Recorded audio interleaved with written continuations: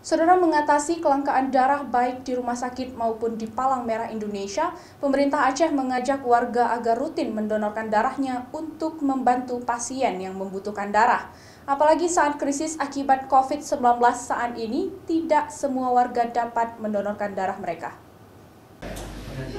Himbauan tersebut disampaikan PLT Gubernur Aceh Nova Iriansyah saat mendonorkan darahnya di Palang Merah Indonesia Banda Aceh. Nova juga mengajak masyarakat untuk rutin mendonorkan darahnya untuk mengatasi kelangkaan darah baik di rumah sakit maupun di PMI. Apalagi darah selalu dibutuhkan setiap hari terutama bagi pasien rumah sakit. Pemerintah Aceh selain mengajak masyarakat umum untuk mendonorkan darahnya, juga telah melakukan program donor darah bagi aparatur sipil negara dan tenaga kontrak di lingkungan pemerintah Aceh.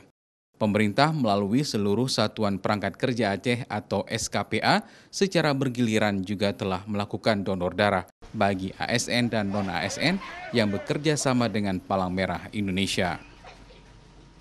Dan saya berharap darah kami ini bisa berguna bagi penderita thalassemia yang tadi disebutkan oleh Ketua PMI Kota Banda Aceh. Saya mengajak seluruh masyarakat bagi yang memenuhi syarat untuk berlomba-lomba mendonorkan darahnya, karena dengan donor darah kita sehat dan yang lain mendapatkan kehidupannya.